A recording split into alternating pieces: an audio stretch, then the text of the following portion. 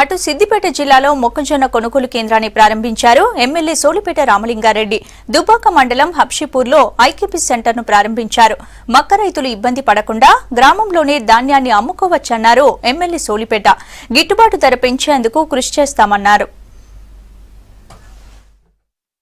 ప్రకృతిపరంగా ఏర్పడ్డ ప్రతిష్టంభనను అధిగమించి సరి మక్కలు మరి ఇప్పటి వర్షాకాల వడ్లను అతి కష్టం మీద అంటే రక్తాన్ని చిందించి ఈసారి రైతాంగం పంటలు పండించింది.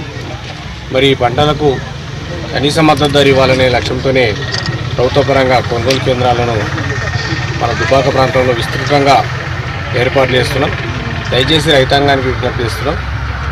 బయట మార్కెట్లో ఇప్పుడు కొనుగోలు కేంద్రాల్లో మక్కలకు క్వింటాల్కు 1365 రూపాయలు, వడ్లకు ఏ గ్రేడ్కు 1510, సి గ్రేడ్కు 1470 రూపాయలను ప్రభుత్వపరంగా చెల్లిస్తున్నాం. ఇంతకంటే మార్కెట్లో ఎక్కువ రేటు చెల్లిస్తే అక్కడనే అమ్ముకోవాలి. ఎక్కడికి రైతాంగానికి ₹1 అదనంగా రావాలి తప్ప ఎక్కడ కూడా లాస్ కావడానికి